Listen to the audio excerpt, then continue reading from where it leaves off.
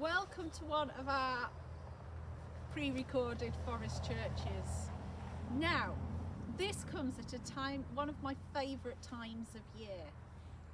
And it's a funny time of year to have as a favourite time of year because we're still in the middle of winter and it's still chilly and it's still cold.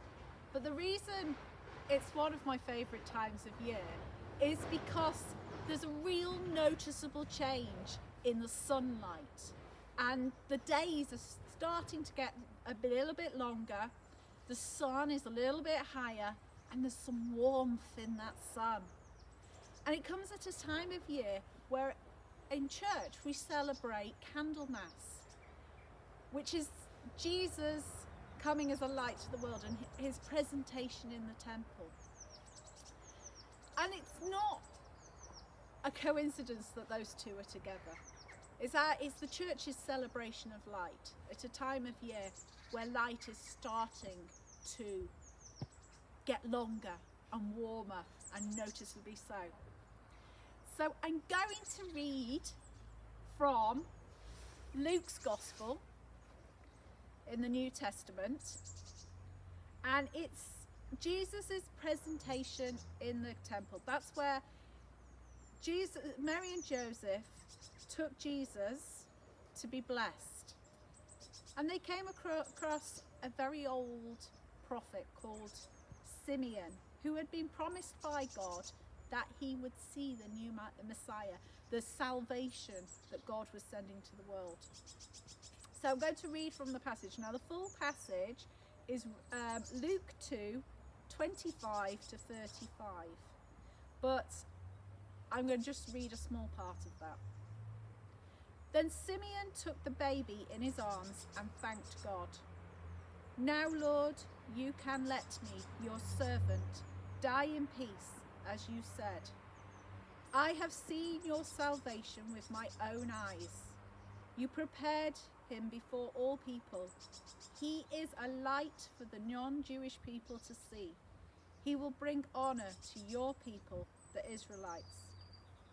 Jesus' father and mother were amazed at what Simeon had said about him. Then Simeon blessed them and said to Mary, "Many in Israel will fall, and many will rise because of this child. He will be a sign from God that many people will not accept. The things they think in secret will be made known, and the things that will happen will make your heart sad too." So Simeon said that Jesus is a light to all people, not just to the Israelites, but to all the world. And that's what we celebrate at Candlemas. If you remember those candles on a Christingle, they represent Jesus being the light of the world. And that's what we celebrate at Candlemas.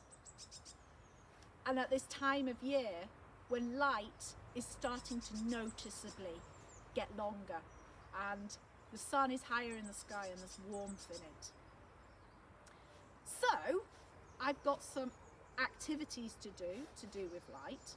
First of all, our prayers. Now, I thought for our prayers, an obvious thing is to light a candle.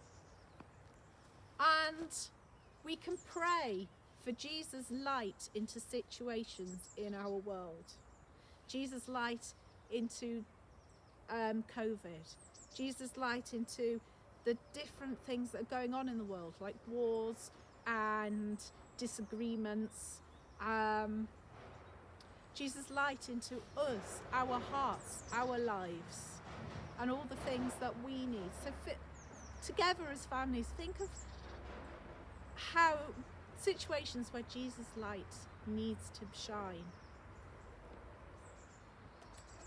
Now, what else you can do with that candle, and you must do it with a parent and together, is then you can take that candle and a very tiny marshmallow and roast that very tiny marshmallow on the candle.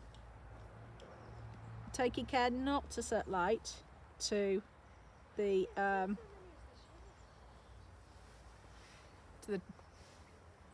Oh dear, brain not working. Stick, cocktail stick. Cocktail stick, thank you very much.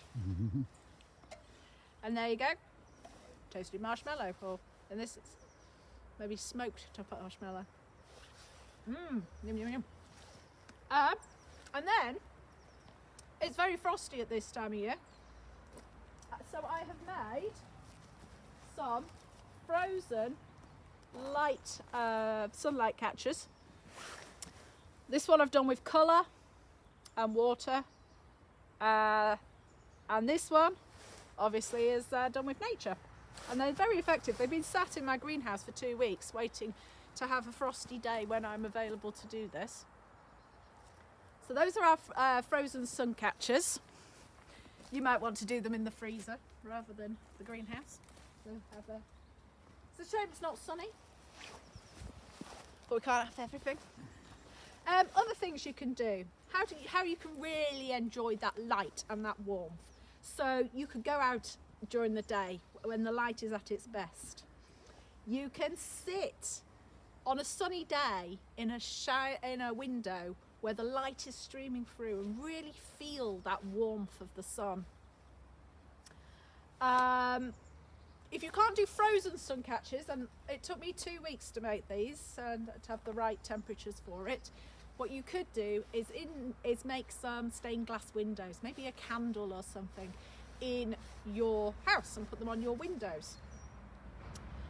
And then there's other activities you could do. Today's the last day of the RSPB bird watch, so you could get out and see the birds and post that on their page.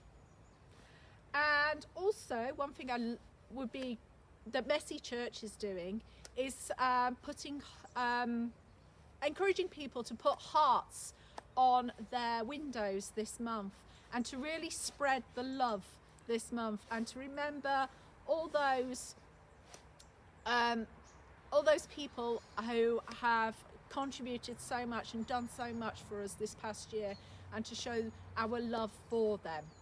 So get hearts on your windows and maybe write on those hearts who those hearts are for, and really spread the love, and maybe paint some heart stones and spread them around the villages, so we can spread the love with people in our villages. Anyway, I enjoyed the activities, and I'll do another one soon. Goodbye.